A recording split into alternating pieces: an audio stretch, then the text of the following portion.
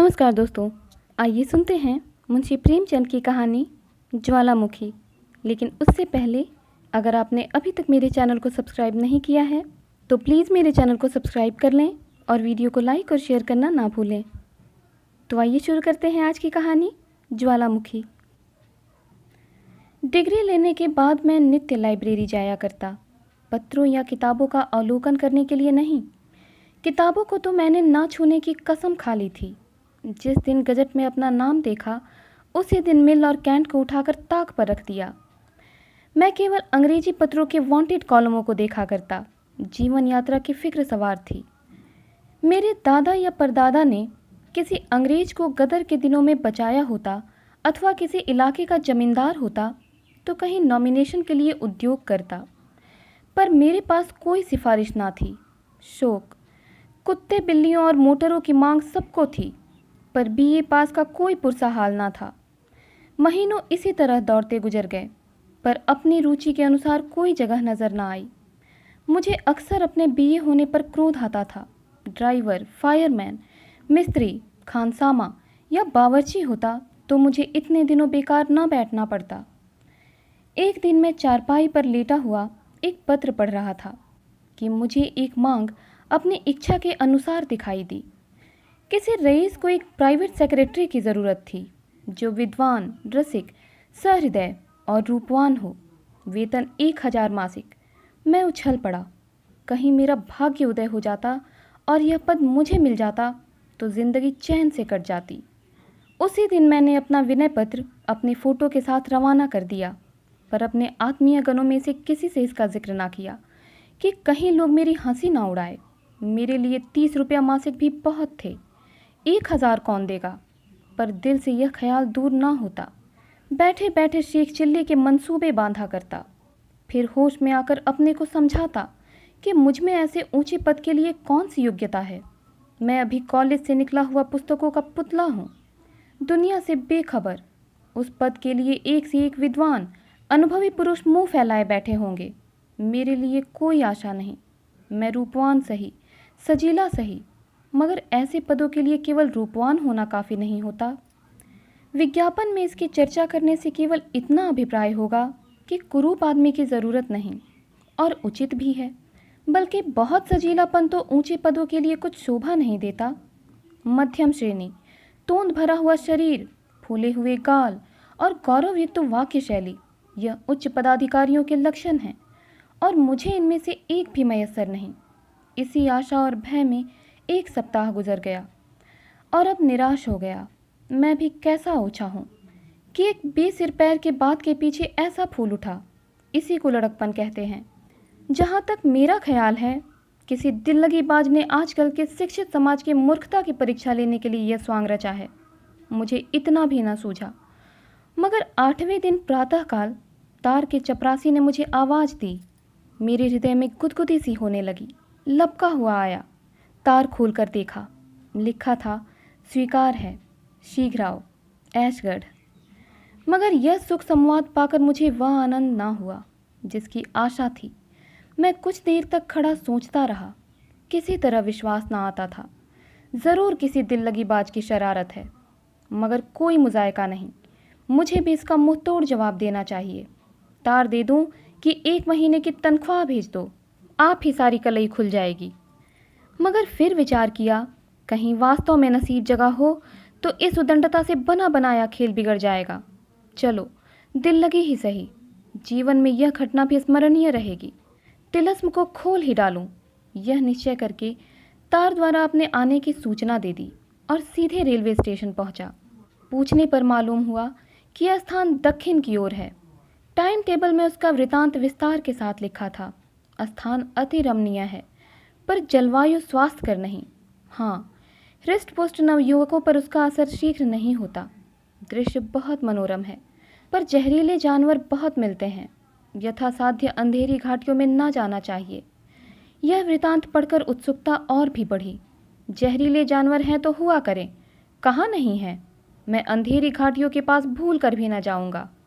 आकर सफ़र का सामान ठीक किया और ईश्वर का नाम लेकर नियत समय पर स्टेशन की तरफ चला, पर अपने आलापी मित्रों से इसका कुछ जिक्र ना किया। क्योंकि मुझे पूरा विश्वास था कि 2 ही 4 दिन में फिर अपना समूह लेकर लौटना पड़ेगा। गाड़ी पर बैठा तो शाम हो गई थी। कुछ देर तक सिगार और पत्रों से दिल बहलाता रहा। फिर मालूम नहीं कब नींद आ गई। आंखें खुली और खिड़की से बाहर की तरफ झांका तो उषाकाल का मनोहर दृश्य दिखाई दिया। दोनों ओर हरे वृक्षों से ढकी हुई पर्वत श्रेणियां, उन पर चरती हुई उजली उजली गाय और भेड़ें सूर्य की सुनहरी किरणों में रंगी हुई बहुत सुंदर मालूम होती थी। जी चाहता था कि कहीं मेरी कुटिया भी इन्हीं सुखद पहाड़ियों में होती। जंगलों के फल खाता, झरनों का ताजा पानी पीता और आनंद के गीत गाता। एकाएक दृश्य बदला। कहीं उजले उजले पक्षी तैरते थे और कहीं छोटी छोटी डोंगियां निर्मल आत्माओं के सदृश डगमगाती हुई चली जाती थी। यह दृश्य भी बदला। पहाड़ियों के दामन में एक गांव नजर आया, झाड़ियों और वृक्षों से ढका हुआ, मानो शांति और संतोष ने यहाँ अपना निवास स्थान बनाया हो। कहीं बच्चे खेलते थे, कहीं गाय के बछड़े किलोले करते थे। फिर एक घना जंगल मिला। झुंड के झुंड हिरन दिखाई दिए, जो गाड़ी की हाहाकार सुनते ही चौकड़ियां भरते दूर भाग जाते थे। यह सब दृश्य स्वप्न के चित्रों के समान आंखों के सामने आते थे और एक क्षण में गायब हो जाते थे। उनमें एक अवर्णनीय शांतिदायिनी शोभा थी, जिससे हृदय में आकांक्षाओं के आवेग उठने लगते थे। आखिर ऐशगढ़ निकट आया। मैंने बिस्तर संभाला। जरा देर में सिग्नल दिखाई दिया। मेरी छाती धड़कने लगी। गाड़ी रुकी। मैंने उतरकर इधर उधर देखा। कूलियों को पुकारने लगा कि इतने में 2 वर्दी पहने हुए आदमियों ने आकर मुझे सादर सलाम किया और पूछा, आप फलाने जगह से आ रहे हैं ना? चलिए, मोटर तैयार है। मेरी पांछें खिल गई। अब तक कभी मोटर पर बैठने का सौभाग्य ना हुआ था। शान के साथ जा बैठा। मन में बहुत लज्जित था कि ऐसे फटेहाल क्यों आया। अगर जानता कि सचमुच सौभाग्य सूर्य चमका है तो ठाठ बाट से आता। खैर, मोटर चली। दोनों तरफ मौसरी के सघन वृक्ष थे। सड़क पर लाल बजरी बिछी हुई थी। सड़क हरे भरे मैदान में किसी सुरम्य जलधार के सदृश बल खाती चली गई थी। 10 मिनट भी ना गुजरे होंगे कि सामने एक शांतिमय सागर दिखाई दिया। सागर के उस पार पहाड़ी पर एक विशाल भवन बना हुआ था। भवन अभिमान से सिर उठाए हुए था। सागर संतोष से नीचे लेटा हुआ। सारा दृश्य काव्य, श्रृंगार और आमोद से भरा हुआ था। हम सदर दरवाजे पर पहुंचे। कई आदमियों ने दौड़कर मेरा स्वागत किया। इनमें एक शौकीन मुंशी जी थे, जो बाल संवारे, आंखों में सूरमा लगाए हुए थे। मेरे लिए जो कमरा सजाया गया था, उसके द्वार पर मुझे पहुंचाकर बोले, सरकार ने फरमाया है इस समय आप आराम करें, संध्या समय मुलाकात कीजिएगा। मुझे अब तक इसकी कुछ खबर ना थी कि यह सरकार कौन है। ना मुझे किसी से पूछने का साहस हुआ, क्योंकि अपने स्वामी के नाम तक से अनभिज्ञ होने का परिचय नहीं देना चाहता था। मगर इसमें कोई संदेह नहीं कि मेरा स्वामी बड़ा सज्जन मनुष्य था। मुझे इतने आदर सत्कार की कदापि आशा ना थी। अपने सुसज्जित कमरे में जाकर जब मैं एक आराम कुर्सी पर बैठा तो हर्ष से विहल हो गया। पहाड़ियों की तरफ से शीतल वायु के मंद मंद झोंके आ रहे थे। सामने छज्जा था, नीचे झील थी, सांप के केंचुल के सदृश प्रकाश से पूर्ण। और मैं, जिसे भाग्य देवी ने सदैव अपना सौतेला लड़का समझा था, इस समय जीवन में पहली बार निर्विघ्न आनंद का सुख उठा रहा था। तीसरे पहर शौकीन मुंशी जी ने आकर इत्तला दी कि सरकार ने याद किया है। मैंने इस पेज में बाल बना लिए थे।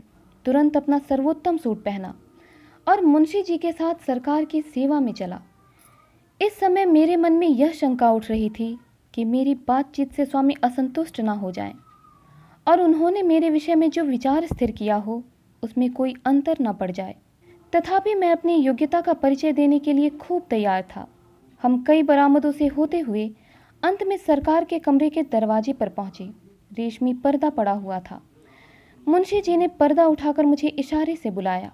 मैंने कांपते हुए हृदय से कमरे में कदम रखा और आश्चर्य से चकित रह गया। मेरे सामने सौंदर्य की एक ज्वाला दीप्तिमान थी। फूल भी सुंदर है और दीपक भी सुंदर है। फूल में ठंडक और सुगंधी है, दीपक में प्रकाश और उद्दीपन।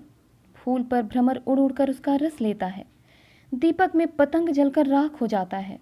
मेरे सामने कारचोबी मसनद पर जो सुंदरी विराजमान थी, वह सौंदर्य की एक प्रकाश में ज्वाला थी। फूल की पंखुड़ियाँ हो सकती हैं, ज्वाला को विभक्त करना असंभव है। उसके एक एक अंग की प्रशंसा करना ज्वाला को काटना है। वह नक्श एक ज्वाला थी, वही दीपक, वही चमक, वही लालिमा, वही प्रभा। कोई चित्रकार सौंदर्य प्रतिमा का इससे अच्छा चित्र नहीं खींच सकता था। रमणी ने मेरी तरफ वात्सल्य दृष्टि से देखकर कहा, आपको सफ़र में कोई विशेष कष्ट तो नहीं हुआ? मैंने संभल कर उत्तर दिया, जी नहीं, कोई कष्ट नहीं हुआ। रमणी, यह स्थान पसंद आया? मैंने साहसपूर्ण उत्साह के साथ जवाब दिया। ऐसा सुंदर स्थान पृथ्वी पर ना होगा। हाँ, गाइड बुक देखने से विदित हुआ कि यहाँ का जलवायु जैसा सुखद प्रकट होता है, यथार्थ में वैसा नहीं। विषैले पशुओं की भी शिकायत है। यह सुनते ही रमणी का मुख सूर्यकांतिहीन हो गया। मैंने तो इसलिए चर्चा कर दी थी जिससे प्रकट हो जाए कि यहाँ आने में मुझे भी कुछ त्याग करना पड़ा है, पर मुझे ऐसा मालूम हुआ कि इस चर्चा से उसे कोई विशेष दुख हुआ। पर क्षण भर में सूर्यमंडल से बाहर निकल आया। बोली, यह स्थान अपनी रमणीयता के कारण बहुधा लोगों की आंखों में खटकता है। गुण का निरादर करने वाले सभी जगह होते हैं, और यदि जलवायु कुछ हानिकर भी हो तो आप जैसे बलवान मनुष्य को इसकी क्या चिंता हो सकती है। रहे विषैले जीव जंतु, वह अपने नेत्रों के सामने विचर रहे हैं। अगर मोर, हिरन और हंस विषैले जीव हैं तो निसंदेह यहाँ विषैले जीव बहुत हैं। मुझे संशय हुआ कहीं मेरे कथन से उसका चित्त खिन्न न हो गया हो। गर्व से बोला, इन गाइड बुकों पर विश्वास करना सर्वथा भूल है। इस वाक्य से सुंदरी का हृदय खिल गया। बोली, आप स्पष्टवादी मालूम होते हैं और यह मनुष्य का एक उच्च गुण है। मैं आपका चित्र देखते ही इतना समझ गई थी। आपको यह सुनकर आश्चर्य होगा कि इस पद के लिए मेरे पास 1 लाख से अधिक प्रार्थना पत्र आए थे। कितने MA थे, कोई DSc था, कोई जर्मनी से PhD की उपाधि किए हुए था। मानो यहाँ मुझे किसी दार्शनिक विषय की जांच करवानी थी। मुझे अब की ही यह अनुभव हुआ कि देश में उच्च शिक्षित मनुष्यों की इतनी भरमार है। कई महाशयों ने स्वरचित ग्रंथों की नामावली लिखी थी। मानो देश में लेखकों और पंडितों ही की आवश्यकता है। उन्हें काल गति का लेश मात्र भी परिचय नहीं है। प्राचीन धर्म कथाएं अब केवल अंधभक्तों के रसास्वादन के लिए ही है, उनसे और कोई लाभ नहीं है। यह भौतिक उन्नति का समय है। आजकल लोग भौतिक सुख पर अपने प्राण अर्पण कर देते हैं। कितने ही लोगों ने अपने चित्र भी भेजे थे। कैसी कैसी विचित्र मूर्तियां थीं जिन्हें देखकर घंटों हंसिए। मैंने उन सभी को एक एल्बम में लगा लिया है और अवकाश मिलने पर जब हंसने की इच्छा होती है तो उन्हें देखा करती हूँ। मैं उस विद्या को रोग समझती हूँ जो मनुष्य को बनमानुष बना दे। आपका चित्र देखते ही आंखें मुक्त हो गई। तत्क्षण आपको बुलाने का तार दे दिया। मालूम नहीं क्यों अपने गुण स्वभाव की प्रशंसा की अपेक्षा हम अपने बाह्य गुणों की प्रशंसा से अधिक संतुष्ट होते हैं, और एक सुंदरी के मुख से तो वह चलते हुए जादू के समान है। बोला, यथासाध्य आपको मुझसे असंतुष्ट होने का अवसर ना मिलेगा। सुंदरी ने मेरी ओर प्रशंसापूर्ण नेत्रों से देखकर कहा, इसका मुझे पहले ही से विश्वास है। आइए अब कुछ काम की बातें हो जाए। इस घर को आप अपना ही घर समझिए और संकोच छोड़कर आनंद से रहिए। मेरे भक्तों की संख्या बहुत है। वह संसार के प्रत्येक भाग में उपस्थित हैं और बहुधा मुझसे अनेक प्रकार की जिज्ञासा किया करते हैं। उन सबको मैं आपके सुपुर्द करती हूँ। आपको उनमें भिन्न भिन्न स्वभाव के मनुष्य मिलेंगे। कोई मुझसे सहायता मांगता है, कोई मेरी निंदा करता है, कोई सराहता है, कोई गालियाँ देता है। इन सभी प्राणियों को संतुष्ट करना आपका काम है। देखिए, आज के पत्रों का ढेर है। एक महाशय कहते हैं, बहुत दिन हुए आपकी प्रेरणा से मैं अपने बड़े भाई की मृत्यु के बाद उनकी संपत्ति का अधिकारी बन बैठा था। अब उनका पुत्र वयस प्राप्त कर चुका है और मुझसे अपने पिता की जायदाद लौटाना चाहता है। इतने दिनों तक उस संपत्ति का उपभोग करने के पश्चात अब उसका हाथ से निकलना अखर रहा है। आपके इस विषय में क्या सहमति है?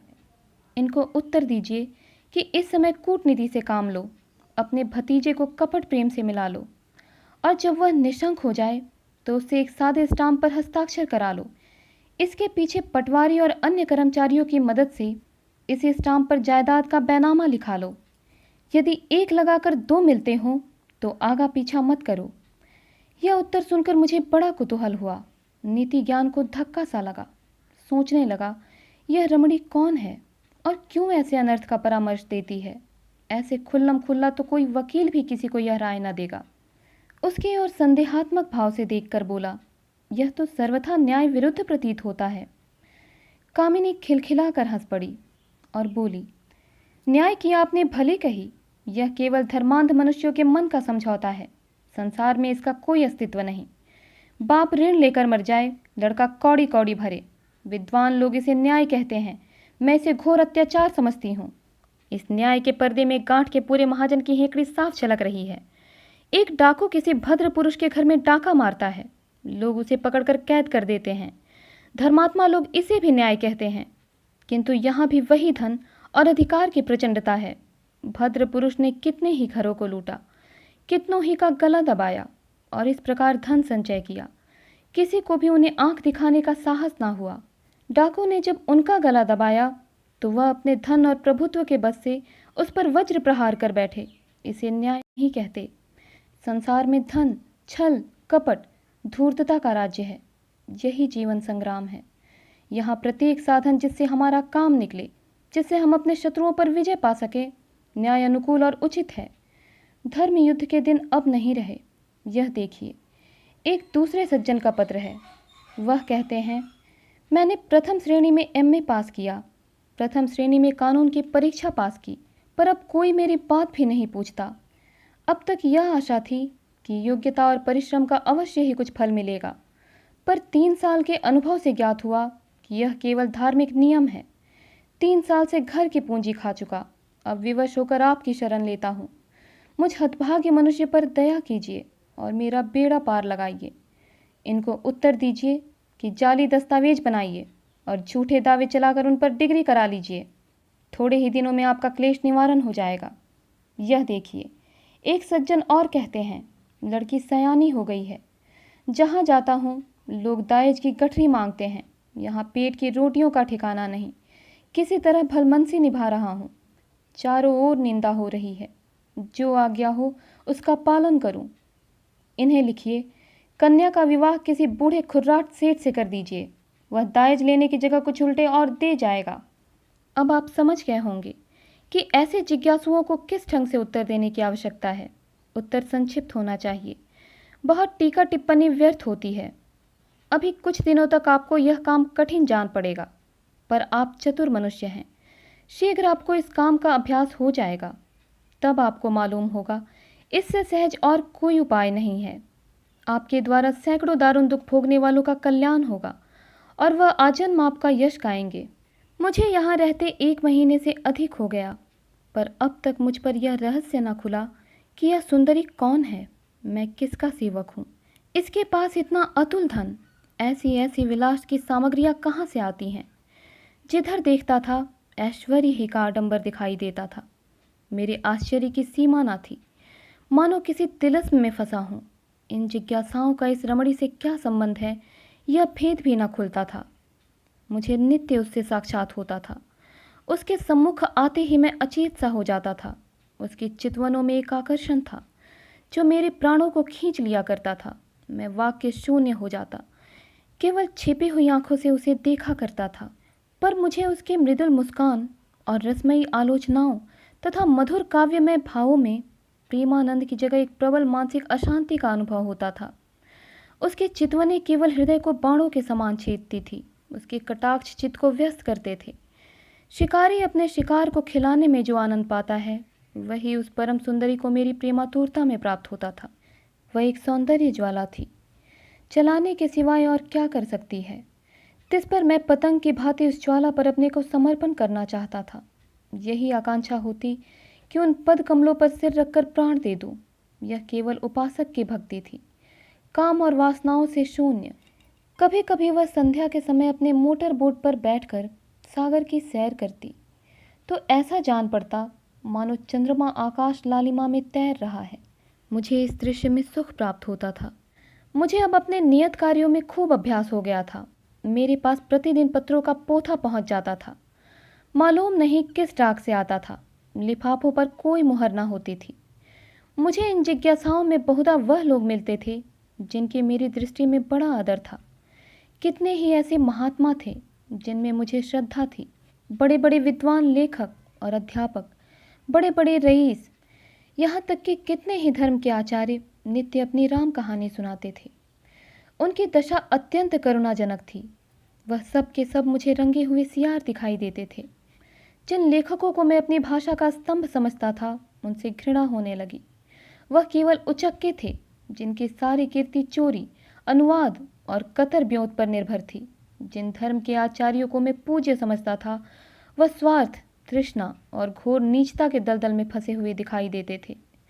मुझे धीरे धीरे यह अनुभव हो रहा था कि संसार की उत्पत्ति से अब तक लाखों शताब्दियां बीत जाने पर भी मनुष्य वैसा ही क्रूर, वैसा ही वासनाओं का गुलाम बना हुआ है। बल्कि उस समय के लोग सरल प्रकृति के कारण इतने कुटिल, दुराग्रहों में इतने चालाक ना होते थे। एक दिन संध्या के समय उस रमणी ने मुझे बुलाया। मैं अपने घमंड में यह समझता था कि मेरे बागपन का कुछ न कुछ असर उस पर भी होता है। अपना सर्वोत्तम सूट पहना, बाल संवारे और विरक्त भाव से जाकर बैठ गया। यदि वह मुझे अपना शिकार बनाकर खेलती थी, तो मैं भी शिकार बनकर उसे खिलाना चाहता था। ज्यों ही मैं पहुंचा, उस लावण्यमयी ने मुस्कुरा कर मेरा स्वागत किया, पर मुखचंद्र कुछ मलिन था। मैंने अधीर होकर पूछा, सरकार का जी तो अच्छा है? उसने निराश भाव से उत्तर दिया, जी हाँ, 1 महीने से एक कठिन रोग में फंस गई हूँ। अब तक किसी भांति अपने को संभाल सकी हूँ, पर अब रोग असाध्य होता जाता है। उसकी औषधि निर्दय मनुष्य के पास है। वह मुझे प्रतिदिन तड़पते देखता है, पर उसका पाषाण हृदय जरा भी नहीं पसीजता। मैं इशारा समझ गया। सारे शरीर में एक बिजली सी दौड़ गई। सांस बड़े वेग से चलने लगी। एक उन्मत्तता का अनुभव होने लगा। निर्भय होकर बोला, संभव है जिसे आपने निर्दय समझ रखा हो, वह भी आपको ऐसा ही समझता हो और भय से मुंह खोलने का साहस न कर सकता हो। सुंदरी ने कहा, तो कोई ऐसा उपाय बताइए जिससे दोनों ओर की आग बुझे। प्रियतम, अब मैं अपने हृदय की दहकती हुई विरहाग्नि को नहीं छिपा सकती। मेरा सर्वस्व आपको भेंट है। मेरे पास वह खजाने हैं जो कभी खाली ना होंगे। मेरे पास वह साधन है जो आपको कीर्ति के शिखर पर पहुंचा देंगे। मैं समस्त संसार को आपके पैरों पर झुका सकती हूँ। बड़े बड़े सम्राट भी मेरी आज्ञा को नहीं टाल सकते। मेरे पास वह मंत्र है जिससे मैं मनुष्य के मनोवेगों को क्षण मात्र में पलट सकती हूँ। आइए, मेरे हृदय से लिपट कर इस दाह क्रांति को शांत कीजिए। रमणी के चेहरे पर जलती हुई आग की सी कांति थी। वह दोनों हाथ फैलाए कामोन्मत्त होकर मेरी ओर बढ़ी।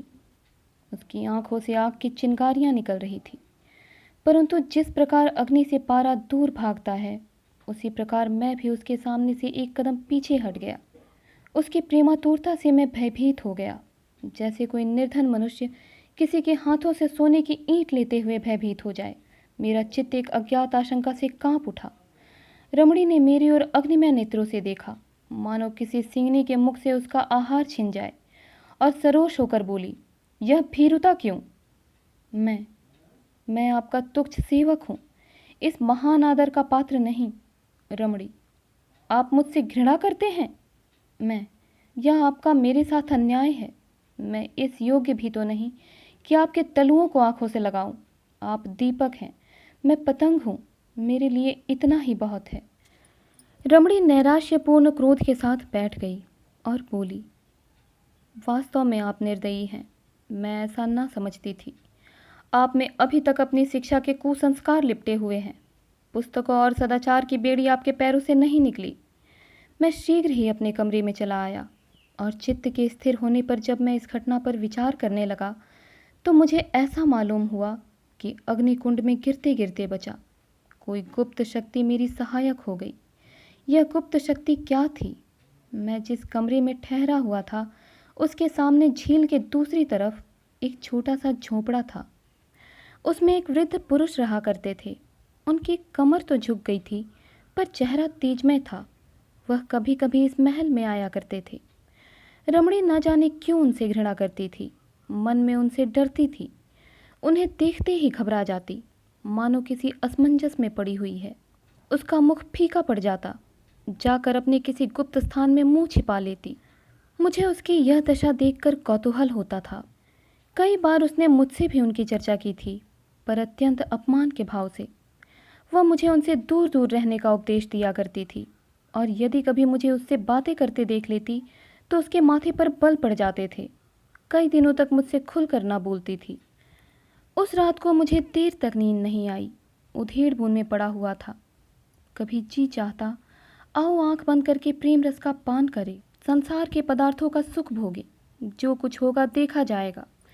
जीवन में ऐसे दिव्य अवसर कहाँ मिलते हैं। फिर आप ही आप मन खिंच जाता था, घृणा उत्पन्न हो जाती थी।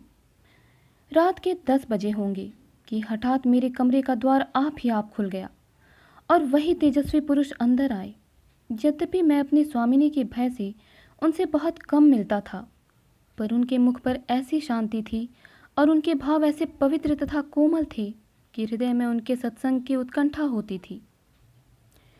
मैंने उनका स्वागत किया और लाकर एक कुर्सी पर बैठा दिया। उन्होंने मेरी ओर दयापूर्ण भाव से देखकर कहा, मेरे आने से तुम्हें कष्ट तो नहीं हुआ? मैंने सिर झुकाकर उत्तर दिया, आप जैसे महात्माओं का दर्शन मेरे सौभाग्य की बात है। महात्मा जी निश्चिंत होकर बोले, अच्छा तो सुनो और सचेत हो जाओ। मैं तुम्हें यह चेतावनी देने के लिए आया हूँ। तुम्हारे ऊपर एक घोर विपत्ति आने वाली है। तुम्हारे लिए इस समय इसके सिवाय और कोई उपाय नहीं है कि यहाँ से चले जाओ। यदि मेरी बात ना मानोगे तो जीवन पर्यंत कष्ट भोगोगे और इस माया जाल से कभी मुक्त ना हो सकोगे। मेरा झोपड़ा तुम्हारे सामने था। मैं भी कभी कभी यहाँ आया करता था, पर तुमने मुझसे मिलने की आवश्यकता ना समझी। यदि पहले ही दिन तुम मुझसे मिलते तो सहस्त्रों मनुष्यों का सर्वनाश करने के अपराध से बच जाते। निसंदेह तुम्हारे कर्मों का फल है जिसने आज तुम्हारी रक्षा की।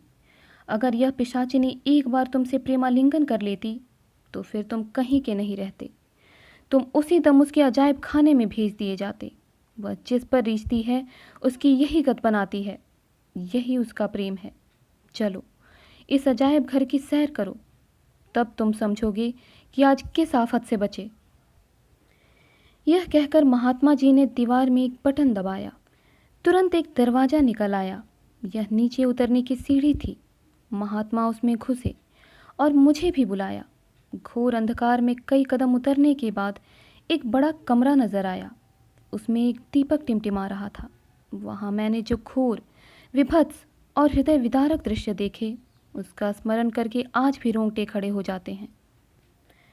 इटली के अमर कवि डैंटी ने नरक का जो दृश्य दिखाया है, उससे कहीं भयावह, रोमांचकारी तथा नारकीय दृश्य मेरी आंखों के सामने उपस्थित था। सैकड़ों विचित्र देहधारी नाना प्रकार की अशुद्धियों में लिपटे हुए भूमि पर पड़े कराह रहे थे। उनके शरीर मनुष्यों के से थे, लेकिन चेहरों का रूपांतर हो गया था। कोई कुत्ते से मिलता था, कोई गीदड़ से, कोई बनबिलाव से, कोई सांप से।